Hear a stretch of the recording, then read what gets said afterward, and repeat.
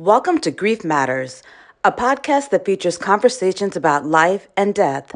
Hosted by Lori Opitz, Director of Bereavement at the Joseph T. Quinlan Bereavement Center, no subject is off limits and no topic is taboo.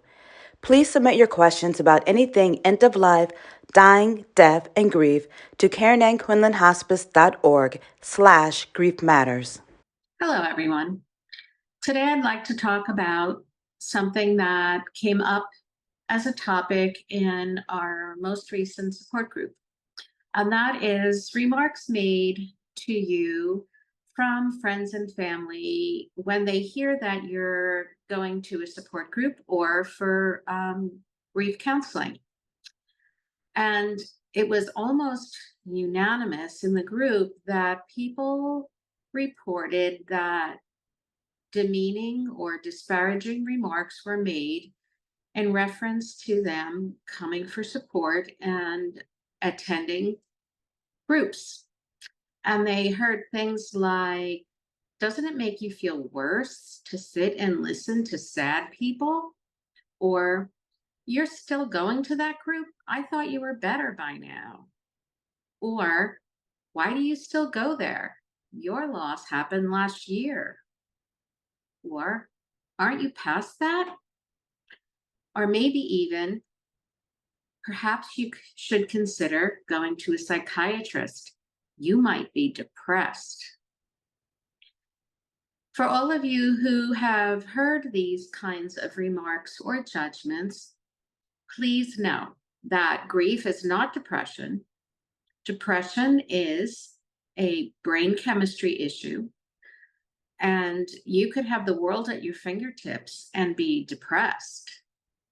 And grief is a normal, natural reaction to a life event. It makes perfect sense that you're feeling sad or blue or feel depressed, but it is not clinical depression, and you don't need a psychiatrist because you're grieving. Also, remember that grief never ends. Because your loss happened last year doesn't mean you're over it. There's not a to-do list to get through the process of grieving. You know that grief is about loving. And as long as we love somebody, we'll miss them. So there's nothing to get over. It's that we learn to live with and accommodate the loss.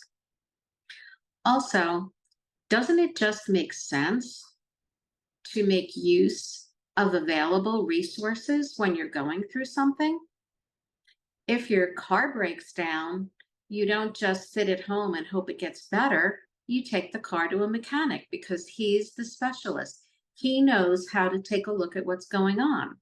Or if you have a toothache, you don't sit at home and wait for it to get better.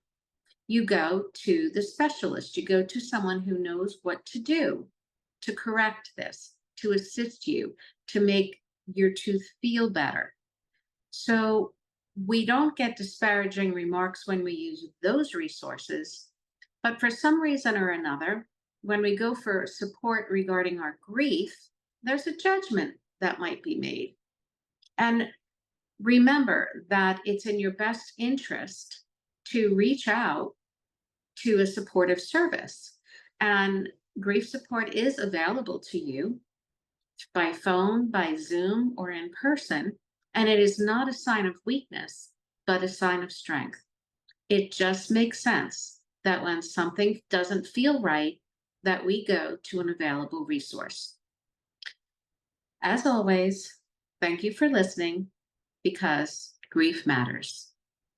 If you would like more information on any grief or bereavement issues, including options for counseling, please feel free to call us at the Joseph T. Quinlan Bereavement Center at 973-948-2283, or you can contact us online at copewithgrief.org.